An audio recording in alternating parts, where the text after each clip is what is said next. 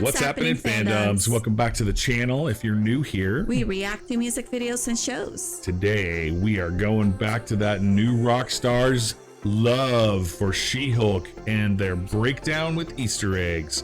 And we are excited about it because we're loving the She-Hulk series, and we love new Rockstars because they have the best breakdowns. They have all the juicy details. If you are not already a fan of new Rockstars, you should go right now and subscribe to them because their content is the best. It's amazing. They have several amazing hosts, including Jessica here, who is handling the She-Hulk breakdowns, but they also have Eric Voss, who's their primary guy, MT, and a bunch of other people that have much fandom lore to provide us. But let's dive into this now. Welcome back to New Rockstars. I'm Jessica Clemens. Honestly, I loved Megan Thee Stallion in episode 3. Episode 3 was Chef Kiss, but episode 4 is by far my favorite so far. We get so much Wong, we get the mystic arts, demons, and spooky dimensions, and how many times can we say Mephisto at New Rockstars? Mephisto. We're introduced to so many new characters, and there's so many theories to be had, so let's try and point out all the little details that you could have easily missed, because there's a lot. We're introduced to Donnie Blaze, played by Reese Coro, who's the husband to the director, Kat Coro. Remember the poster from the trailer that got us all in a tizzy? You can see it right there. I definitely was one of many that said it was Donnie. I definitely did not say it was Johnny. I never said it. It could still be Johnny. It could be Johnny. Do you spell Johnny J-O-N-N-Y? Let's wipe it from our memories. He's levitating by a rope. You can see it disconnects there. He's sparking fire from his hand contraption. How many close-up magicians can we get into the MCU now? We later learned Donnie was a former student of the mystic arts. He's now performing for a crowd of unenthused folks. Bummer. And I really hate him already because he referred to Shakespeare as Billy Shakes, which is why? We can also see who they sort of favored him after. He has a B for his last name on his necklace, along with the Ravenbird skull necklace. Looking like Khonshu. All the occult jewelry. This dude's a poser. We also learned this is LA's Mystic Castle, which can easily be a nod to the private club that is the Magic Castle that features a ton of magicians and variety art performances. But this Mystic Castle has a ton of old relics and posters, giving it a very spooky vibe. We're also introduced to Madison with 2 N's and 1 Y, but it's not what you think. It's spelled like this. She's played by very funny Patty Guggenheim. Behind Madison, we see the portal open and there's a head on a spike, a torch in front of some older looking homes, and what looks like a torture box. Either this is hell or someone's pillaging. I have a theory of what this might be, and we'll get more into this later. I promise we'll come right back to it. We get that sweet Sopranos opening song, Wake Up This Morning by Alabama 3. We're now in Kathmandu, Nepal, which we know the Kamartaj is in. I really want the Sopranos version for Wong and the other students from the Mystic Arts. Maybe, please just make him a spin-off, and if it's like the Sopranos, I'll eat it up. We get a better look at that room we saw in episode 2. It resembles one of the rooms in Kamartaj we saw in the Multiverse of Madness. Wong is relaxing. He's got his TV, his tea, and a biscuit, holding it like a little cigar. We know our Wong can get down. Once Madison drops in with a heart, we see Wong is watching season 5, episode 12 of The Sopranos, Long-Term Parking. This episode is exactly where they kill Adriana, and yes, it's very sad. She goes on to mention how she got to Kamartaj. We know from later, a talking goat helped Madison escape a lava pit in exchange for 6 drops of her blood. We also get more information. She was pushed into a fireland. The demon's name that she made a deal with was Jake. So we've got goblins, fireland, talking goat, and some damn near blood ritual. But y'all, I don't know if I want to say it, but it's looking like she was sent to a fiery nether realm of hell, aka Mephisto's realm. 1, knowing Madison, she was pretty intoxicated. She probably called the quasi-looking Satan a talking goat when it was a man with goat-like features. Plus, Mephisto just wants to enslave human souls by any means necessary. So it wouldn't surprise me he lied and was like, yeah, sure, call me Jake. 2, Mephisto is known to resemble Satan, act like Satan, and his realm reflects hell, hence the Fireland as Madison called it. It was probably just Mephisto's realm. 3, in Mother of Demons, we know Lilith was sent to hell and became the partner to Mephisto, and she can conjure up goblins according to the Marvel Zombies, the book of angels, demons, and various monstrosities. So those could have been goblins that she fought. It's crazy to think they just introduce a piece of Mephisto like this, but in reality, the writers could have been depicting hell with other similar characters like Baphomet or Belasco. But you know, the folks at New Rockstars love Mephisto, and what a fun callback it would be in the future if it is Mephisto. We're in Jen's kitchen, which in my 30s, I pray I have a kid kitchen this nice. She has her UCLA magnet and a mug in the cabinet, 2 more lamps, so like 7 lamps in total in this one apartment. Jen and the writers know what they're doing when she breaks the 4th wall here. This time acknowledging Wong's intro to the episode would make us so happy. When in reality, I think it's just super funny that Wong is suing Donnie Blaze because Madison spoiled season 5 episode 12 for all of us. Now, I don't know if I got into it before, but Jen's dad, Morris Walters, was a sheriff in the comics, so I wouldn't be surprised if he was possibly retired now and just knew how to take extra precautions, including hiding a dead body. Also, I get it, you're a Hulk, but living alone 101, lock your doors, Jen, that's weird. We get a glimpse of She-Hulk's computer with her daily tasks, and before y'all ask why she has a picture of herself on her desktop, I do it too, because if I ever need to change my profile pic on anything professional, I can as soon as possible. Either way, we see the immense amount of flagged emails and tasks that need to be done. There's so much here, and I'll just try to keep it brief and go through it really quickly. We see finalize Blonsky's injunction. An injunction is a court order requiring a person to do or cease doing a specific action. So this is probably wrapping up the whole you can't turn into abomination ever again rule, along with some other stuff. Prepare guidance language for Blonsky inhibitor, which speaks for itself. Call a Mills parole officer. Now, I have my theories that this will be Val, but it's all still up in the air. Ordering highlighters from supply clerk purple and green, clearly, of course, because those are She-Hulk colors. I'm sure the supply clerk could also be anyone at GLKH, but I wanted to be Andy, who was featured as the office assistant at GLKH in the comics. Meet Nikki at the bathroom, 1147, the poop bathroom? Schedule summer associate interviews, sad face. A summer associate is a law student who works for a big law firm over the summer and makes what equates to an associate, lower level lawyer at a firm, salary during that time. Thank you, Lauren. This was from my best friend, Lauren, who's a lawyer. Buy and read How to Make Friends and Influence People. There is a book called How to Win Friends and Influence People by Dale Carnegie, a self-help book offering advice on conversation styles, how to make friends and increase your popularity. Something I need. For the cases featuring Runa and Pete, it's a nod to Megan Thee Stallion, whose last name is Pete. Also sign up for Big and Tall membership, probably just a nod to Big and Tall outfits. Compile dispositions for Lee vs. Bryn, which could be a nod to Stan Lee and John Bryn, who wrote and drew for Sensational She-Hulk. File discovery request for Kraft and Sule, a potential nod to David Anthony Kraft, who wrote Savage She-Hulk, and Charles Sule run of the She-Hulk. That actually is my favorite run of She-Hulk, is Charles Sule's. Go look at it. And the only thing she's finished is creating a dating profile. She's using Matcher, and it looks like Tinder. Peep the logo similarities. Once she's logged in, we see her name, pronouns, and location. We've got another QR code because the show loves them, but for the basics, she's looking for a man between the ages of 30, 45. They can range from 5'6" to 7'11", all within a 25-mile radius, and I know, it breaks my heart too. I'm not what she's looking for.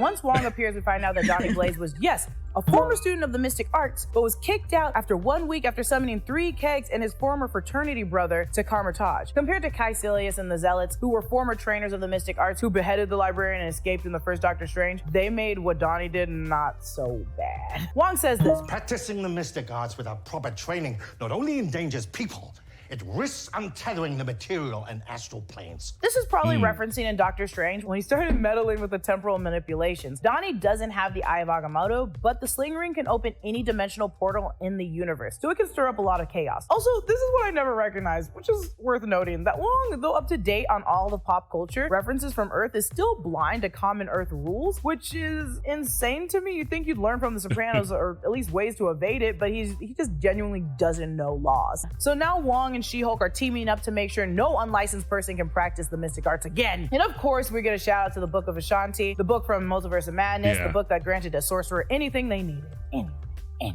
Wong's got cards, love the classy font. He also refers to the magic as cheap human tricks, which takes me back to Jimmy Woo's magic tricks in WandaVision. It wasn't cheap, he practiced really hard. We're back at the Legalese Bar and Grill, and Jen is still working. Then this weirdo man tries to pick up Nikki and Jen, literally both of them. He's playing married guy. The actor's name is Britt George. This scene is too weird to ignore, which is why I think this might be someone's dad, a married father, someone like Leapfrog. The two actors resemble one another. I might be wrong on this, but it might be our introduction to Leapfrog's dad. We know in the comics Eugene dons his father's costume as the crime-fighting frogman, and his dad was the bad guy. Though we switched up the costume donning, maybe we're keeping the same father-son dynamic. Nikki mentions hetero life is grim when swiping on Jen's matcher, and to that I say, it is very true. Also, not shipping folks immediately, but that look she gives Jen after saying there are plenty of non-gross people out there for you to date. Okay, Nikki, I see you. You got a crush on She-Hulk too? Cause girl, get in line. We're at the door of Cornelius P. Willows, owner and curiosity curator of Mystic Castle. Cornelius is played by Leon Lamar, and is sort of Donnie's hype man, as quoted by She-Hulk. He's got some pristine vintage stuff here, like the Harry Keller magician poster, the vintage Houdini poster, the Prince of Magicians poster, the old school sundial, and all the vintage lamps and old wallpaper. This place place is spooky as hell. When Wong creates his own sort of fireball, it's really made of the rings similar to his whip. He can toss these like balls of flame, which we see done fighting the demons later. He's also used this move when fighting Wanda in Multiverse of Madness. Donnie's pants also just say sex over and over and over again. I didn't even see that. I want the pants though.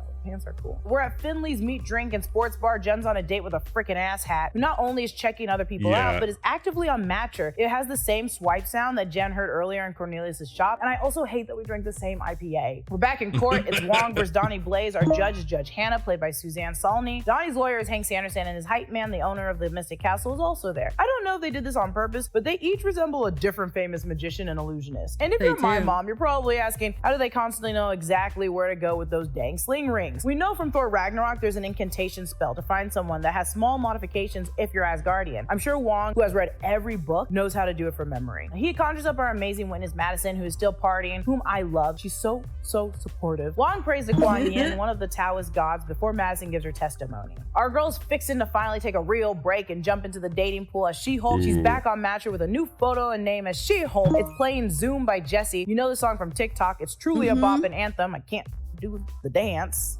Oh, she is swiping right on everyone. Scott the dog lover, Grant the jump rope king, Nick the DJ, Noah the director, Truck the local cutie, aka Jessica Gal's husband, Truck Torrance, and with their cat Admiral. We see Alan, the TV host of Despierta News, who we saw in the latest episode. First date with Derek, played by David Otunga. Now, David went to Harvard for law and is a professional wrestler in real life, so truly a win-win for most. But Derek, pass. He's wild. Second date is with Noah, the director, and I passed too. Now, this guy is super sketchy. We don't know what his name is yet. He's obsessed with her being indestructible and a Hulk. This guy could have been the guy that hired the Wrecking Crew. He's also wearing a gold band and red ring, just like Dreykov's in Black Widow. So he could have a connection to maybe the remaining widows. And we know Jessica Gal had a soft spot for Black Widow a while ago. We get to hopefully the last guy, Arthur, played by Michael Serial, who we've seen Jen talking to in bed in the trailers. Jen plays it smooth and fast, and I like it. Go get those fries, girl. We're back at the Mystic Castle with Donnie Blaze, a new volunteer, Amberlay, played by Carolyn Henry. I guess weekly he's been transporting people to different places and they're just left stranded. Amberlay was about to be stranded at this truck stop. He conjures up a dove that lays an egg in her hand, hatching into a demon. Then Donnie conjures up a portal, kicking the demon and the dove back into it. Now we see a better shot of what's in the hole later, and I think this is Marvel's Limbo. It does resemble the demons that come out of Limbo, and in the comics it's ruled by Belasco, who I mentioned earlier could have sent Madison to Wong, because Belasco was a super powerful sorcerer once upon a time, so it's possible. I also like the idea that Donnie's just sending them to different spooky dimensions every time by accident, so I'd like to keep them separated. Okay, back on track. Wong is a fan of This Is Us, and I hate to be the Madison of the group, but this is Jack's tree scene after the funeral, and it's so sad. I think this is what made him late to the trial with Emil, because his eyes were a little red from crying.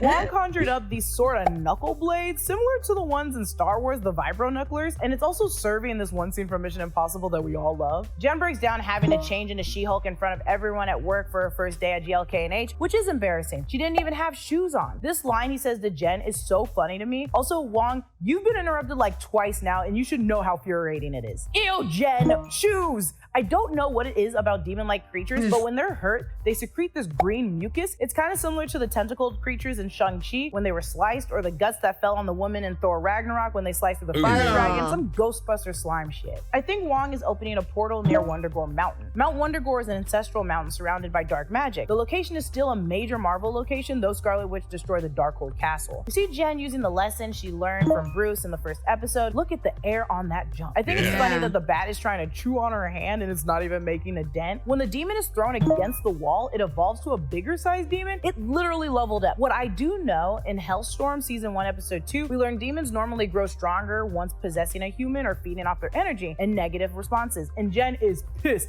to be missing this date, and she's being very vocal about it. Jen's back to her date, who's reading Bad Feminist by Roxane Gay, a series of essays exploring being a feminist while loving things that don't align with feminist ideology. When she picks him up, it's so cartoony. It's literally giving Jessica Rabbit and Roger Rabbit. He kicks the lamp over. Jen doesn't care. She's got other things on her mind. It's the next morning. The morning after. Nothing makes me happier than Belinda Carlisle's Heaven is a Place on Earth. It's a new day. We're just happy as Jen. She made fresh squeezed orange juice breakfast. Oh, I love her. I would love to wake up to Jen. She gets a text from Nikki, and I love when shows do this with the text just visibly showing it to us. Titania is back, baby. She's in the news. The last 2 episodes she's been mentioned on the news trying to get out of the courtroom fight fight in episode 1. The Tattle, who we saw covering Jen's last episode, mentions that Titania is free of all charges, also with the hashtag free Titania in the background. When Arthur wakes up, he's wondering where She-Hulk is, not recognizing Jen is She-Hulk. Something similar to this happened in the comics where Jen went to bed with a model, and before the model woke up, she changed back into She-Hulk. Arthur dips out, not expecting Jen to change out of She-Hulk form, and there's immediately a knock at the door. It's a damn process server. Titania trademarks She-Hulk, and it's so petty, and I love it. I eat this stuff up. We see her legal name is Mary McFerrin, like it is in the comics. At the end, we get new courtroom illustrations. Madison basically signs her life away to Jake. Jen as She-Hulk cleaning up the demon goo from her body. Wong putting Donnie into the mirror dimension. He's fine. The mid-credit scene is Wong and Madison enjoying the first time Jack and Rebecca say I love you and This Is Us. I don't watch This Is Us, you guys. I truly don't. Don't think I do. I just watched a lot of bits and pieces. And nothing's wrong with watching This Is Us. It's just like, it is so sad, and I don't have time to cry. Madison wrapped up in a nice comfy jacket, eating popcorn, sharing different liquors with Wong. They're so cute, and Wong's favorite drink is a gin and tonic. I love this relationship. I can't wait to see more of this. Please give me more of this. That's everything I spotted in the 4th episode of She-Hulk. Follow me on Instagram and Twitter at Lulu_Clemens. Follow New Rockstars. Subscribe to New Rockstars for more breakdowns of everything you love. Thanks for watching. Let's make heaven a place on earth. God damn, it's hot as in here. God damn, I gotta get out. She's funny. Yeah. Oh my God. Yeah, I agree. Madison and Wong is a crazy combination. It is. I love it. I loved that scene. I just can't imagine. They're so different. Yeah. They're so different. She's bringing new things to him, and he's like the old old fart. Yeah. But what was your favorite detail On this? Yeah. It's hard to recall. I'll tell you mine. I love all the Magic Castle details. Yeah. This 100% is definitely a reference to the real private magic club in LA. 100%. That is a real place. They do real shows. They're not as sad and pathetic as that one, is my understanding. Right. But it's a real place. Super private, super exclusive. And I loved all the little magical history details that they sprinkled around. Right. I myself am a dabbling amateur magician. I have some tricks up my sleeve, and so it's really fun to see the super cheesy Donnie Blaze performing very, very simple tricks, right? Yeah. Like, and so easy. And then when they did the, I don't know how to call it, The portals, the sling ring. That one's pretty cool too. You get to see a lot of different things. How Wong opens the different portal. There's so many portals that you can think of. Yeah. But it's just kind of neat how they did it. Yep. I like the portals too. There were a lot of portals in this episode. A lot of details on those too. So many different things.